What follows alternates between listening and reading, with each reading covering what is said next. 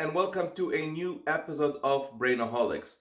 Today's topic will be what is the job of a faculty? A lot of times, some of my undergraduate students come over to me and tell me, I'm going to pursue graduate studies, I want to do a master's, I want to do a PhD, and what do I do afterwards? And most of the time, people with PhDs end up being in academic careers, they end up being faculty at universities. Of course, there is the portion that goes to industry and research departments. So let's go ahead and cover what is the job of a faculty. There are three pillars of being a faculty: teaching, so educational matters, research, and services. So let's go ahead and get started with teaching. When it comes to teaching, there are two distinct aspects. The first aspect of them is the actual teaching, is going to the classroom and being in front of students. Most of the time, faculty are asked to teach undergraduate, generic undergraduate classes and graduate courses in your domain of expertise. Example of undergraduate classes can be statics, can be thermodynamics, can be dynamics, and so on. Example of graduate level classes can be classes in your area of expertise, such as finite elements, or example myself can be CAD, CAM, and so on. So that's with respect to going in front of students. Now, the other side, the other portion of education is educational services that are not direct teaching. Such an example, the most important one is advising. This is where you advise students on how to follow a certain curriculum, and you make sure that they are on path, they understand the critical paths, they understand prerequisites of courses, and so on. So, first element, teaching, whether it is education of students directly through the classroom or indirectly through advising and other elements. The second thing about being a faculty is research. And research is about what you are bringing into the world, how you are helping to push the scientific world forward. Research can be split into several topics. The most important one of them is actually grants and proposals. Why is it important? It's important because acquiring grants means that you are capable of formulating an idea into a proposal, as well as to convince other people that this idea is worth funding and is worth investigating. So by doing so, you will be creating a kind of a proposal, and you will be attaching to itself students and attaching to it different elements that will help push the scientific world forward. So that is with respect to grants. Now, once you acquire a grant based on a proposal, it's very important to have scientific dissemination. So the second aspect of research is actually publications, is actually submitting your work into scientific journals, into scientific conferences, and actually participating in conferences and going to meet your peers and discuss with them your results, so that you keep pushing your scientific domain forward.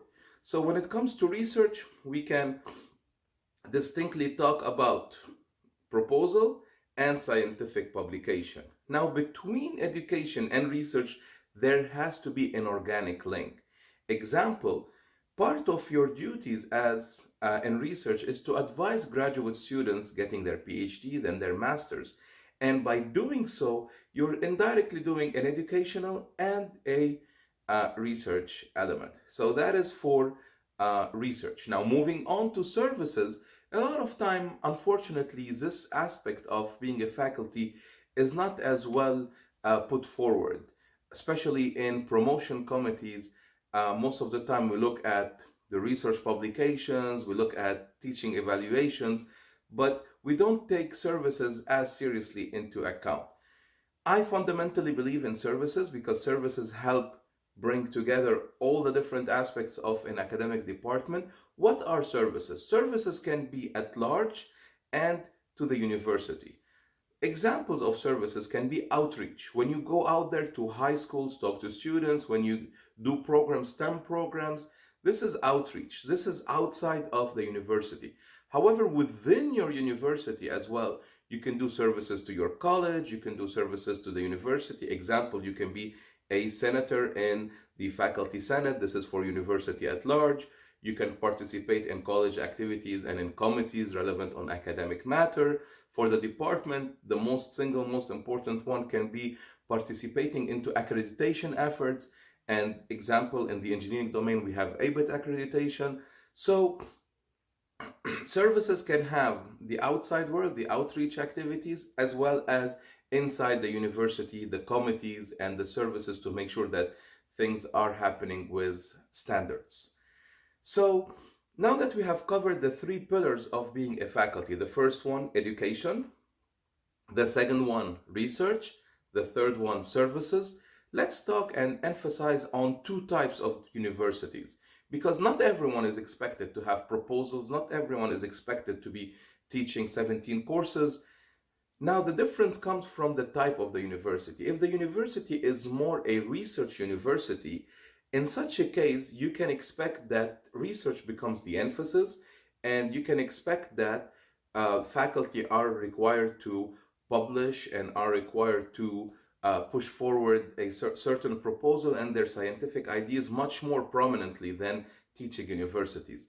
And in teaching universities, an example, in universities where faculty are asked to teach 6 courses a year, it's not realistic that research is a requirement next to teaching 6 courses. So in such a case, in such a scenario, research should be confined to a very limited scope, in a manner that the faculty is still up to date. However, it's unfair to judge research in a teaching university. So my opinion is a faculty has to always do these 3 things, whatever is the university that you are at. However, it has to be balanced in different ways. Education, research, and services. You balance them based on the type of the university, and here you have a faculty, and hopefully a successful faculty, that is working on making the future generations better and smarter and achieving what they desire to achieve, unlocking their potential. Thank you so much for watching this episode 4 of Brainoholics on my job, what it takes to be a faculty. Let me know if there is any topic you would like me, any else topic you would like me to cover. I'll be more than happy to do so. I'll be starting a new series on CVs, and I'll be talking a little bit on how to formulate your CV soon. Thank you so much, and have a great rest of your day.